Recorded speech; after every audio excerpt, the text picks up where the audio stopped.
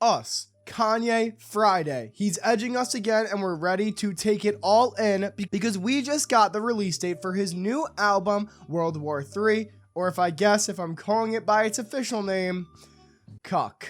So let's talk about everything, new music, new info, Ye becoming a white man, and more surrounding all new Ye. Also, before anything, a ton of you watch but are not subscribed. Leave a like, subscribe. We're getting closer and closer to 50K and it helps my channel out a ton. All right, let's get into this, and I promise this isn't just all wacky Ye tweets piled together into a video. We got more than enough of that last video. If you don't know what I'm talking about, I'm not even gonna mention it. You can just watch that. But I actually have some very exciting news for you guys, or maybe in some people's cases, very scary news. Kanye just announced the release date to his new album, World War 3, alternate title, like I said before, being Cuck. I'll never get over it, but yeah, the release date is here, and like most of you saw in the title, it is dropping Friday, which, little self-plug, I will be streaming the possible release of this album tomorrow night as of recording, Thursday night, so be there for that to see my live reaction. If we're being real, do we really actually think that Kanye is going to be dropping a whole album this Friday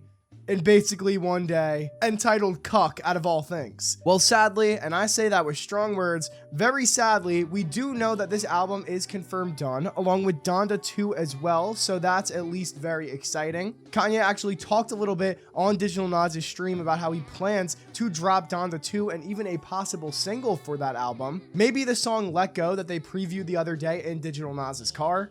I was playing with Donda 3. I was playing with you. I was taking my time. You was laughing me up.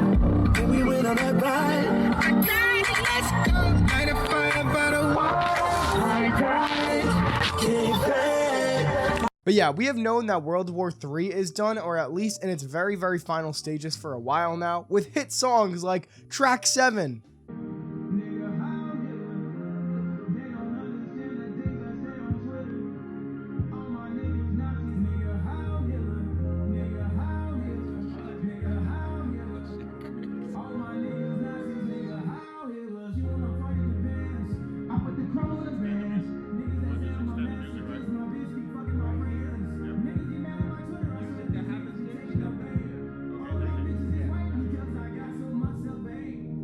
And that's not all. Here's another look at another hit song titled Nitrous, sampling popular track I'm in Love with the Coco.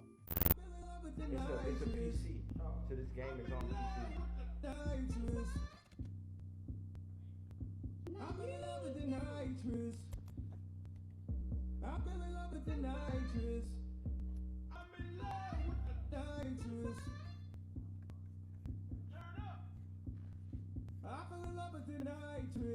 And wait, it doesn't stop. Kanye's newest song, Cousins, is now out on DSPs on his alternate Spotify account, Ye.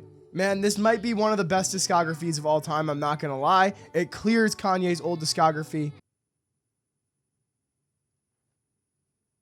Yeah, this is an interesting Ye era for sure. Not that Ye can't do whatever he wants with his trauma, but releasing that on DSPs, as vulnerable as that song is definitely a choice, But to get back on topic, Ye is dropping all of these tracks on Friday, and I'm sure you're all getting ready to type in the comments, bro is new here. He doesn't know that Ye is not going to drop the album and it's going to get delayed, or there's going to be a bee in the studio, or something is going to happen that stops this album from getting released. But like Kanye said, they go in full steam to drop Cuck by this Friday, and we actually do have the cover for Cousins as well, since like I said, it is on DSPs now, and I'm going to try and show you guys this as much as possible. Here it is. I'm sorry for the blur, but even while choosing other possible covers, in the words of Kanye, I've been working on all this dope ass racist shit.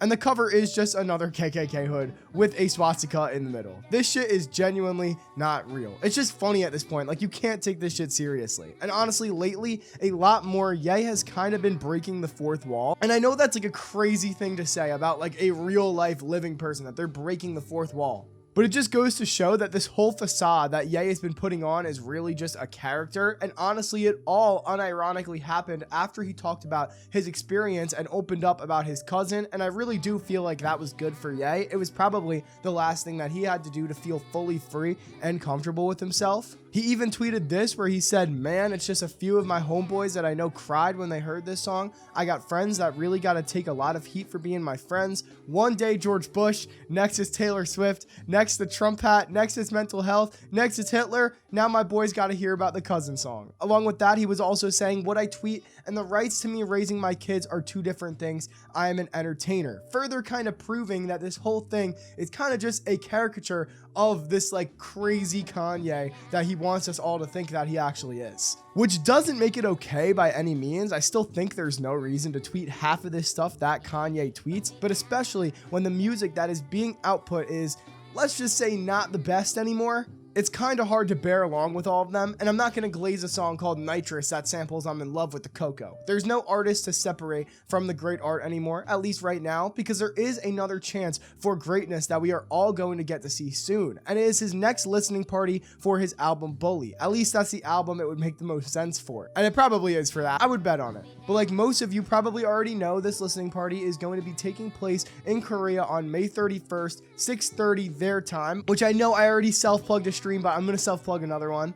I will be streaming that LP as well on YouTube and Twitch. And by the way, 6:30 p.m. in EST time, which is our time, is 5:30 a.m. So it's definitely going to be a late night. It will also be a stadium show at Incheon Munhak Stadium, which I definitely just pronounced wrong. But enough about the information about this event. Kanye actually spoke about it on Twitter for the first time after it being announced, saying after this Korea show, everyone shut the fuck up as usual, which is telling me that this is about to be some insane shit. Something that is going to set off the tone for this Bully era and not have this World War III cuck I'm in love with the nitrous set everything off. Along with that, we have been seeing a crazy amount of promo for this show in Korea, billboards, trailers. I mean, trailers for a concert, that's absolutely insane, at least for something that's not like a festival. It's going to be nuts. Along with this, we do also have leaks of some parts of the rehearsal for the concert, and the hooligans from Carnival are back, and that is one of the two songs that they have been rehearsing for,